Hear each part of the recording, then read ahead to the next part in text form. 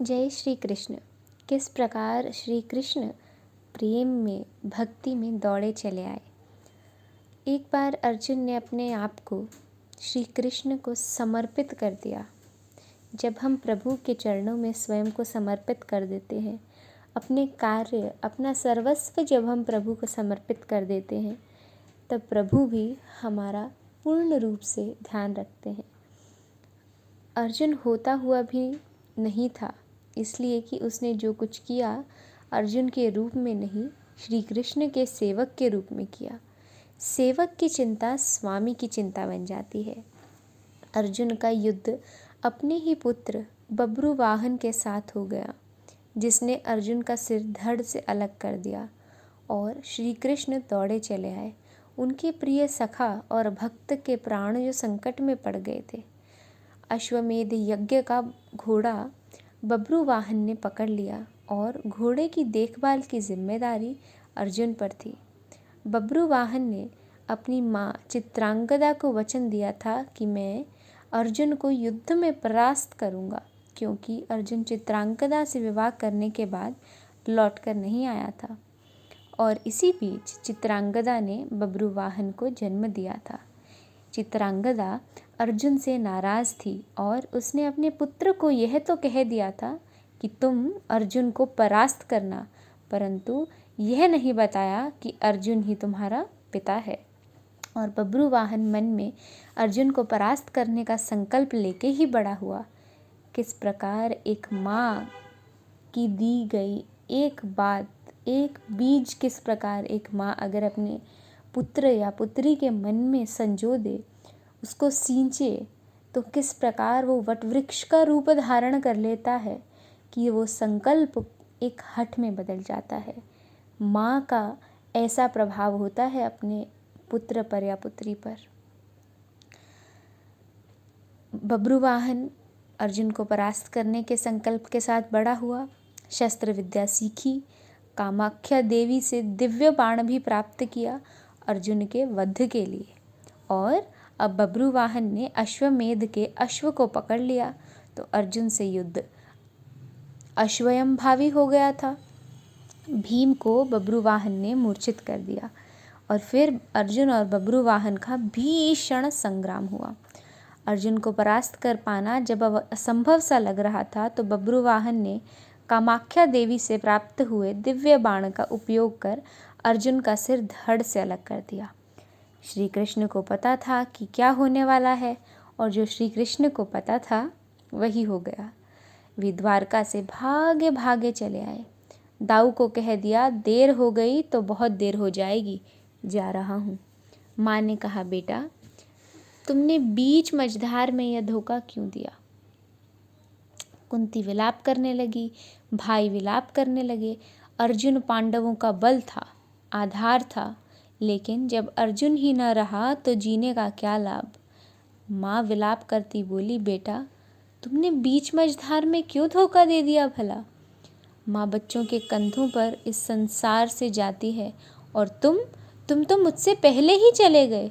ये कैसे हो सकता है, क्यों हो सकता है। जिसके सखा श्री कृष्ण हो, जिसके सारथी स्वयं श्री कृष्ण श्रीमन नारायण हो, वह यो निष्प्राण धरती पर नहीं लेट सकता। पर यह हो कैसे गया। देवी गंगा आई, कुंती को कहा, रोने से क्या फ़ायदा, अर्जुन को उसके कर्म का फल मिला है। जानती हो, अर्जुन ने मेरे पुत्र भीष्म का वध किया था, वो भी धोखे से।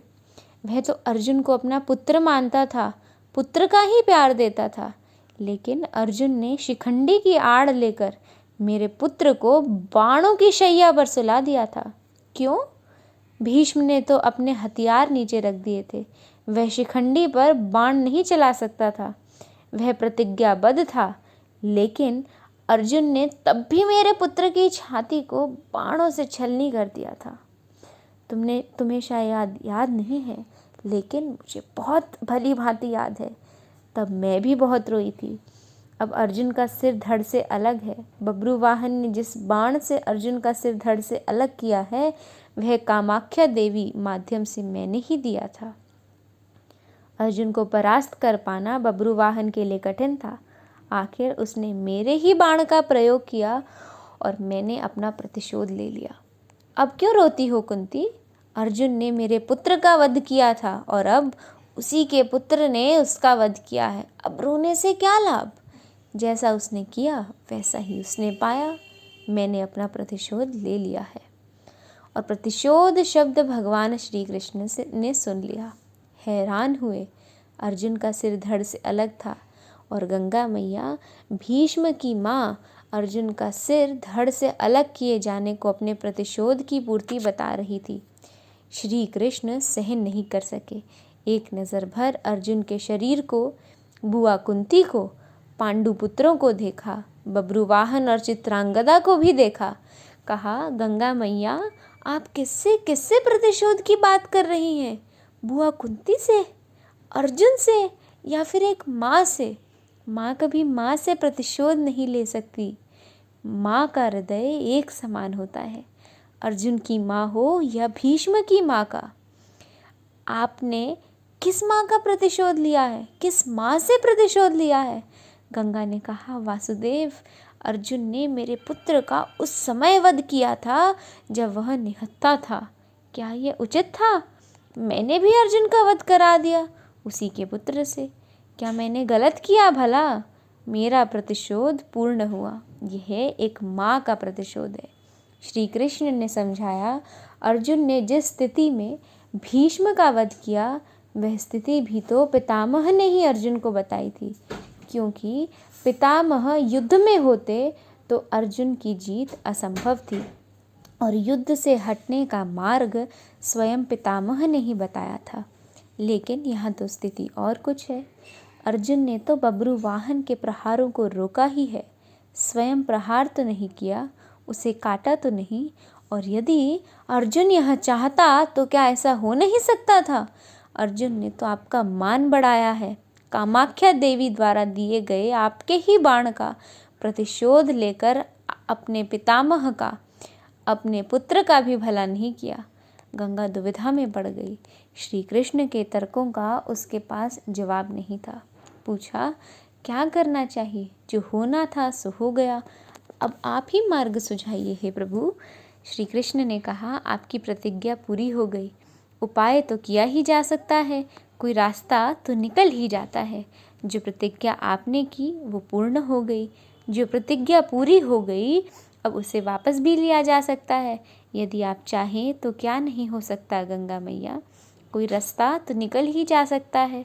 गंगा की समझ में बात आ गई और माँ गंगा ने अर्जुन का सिर धड़ से जोड़ने का मार्ग सुझा दिया। यह कृष्ण जी के तर्कों का कमाल था।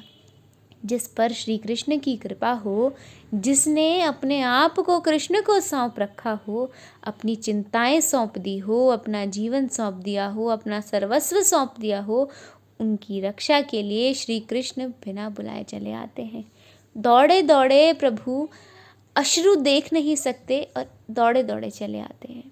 द्वारका से चलने पर दाऊ ने कहा था, कान्हा अब अर्जुन और उसके पुत्र के बीच युद्ध है, कौरवों के साथ नहीं, फिर क्यों जा रहे हो?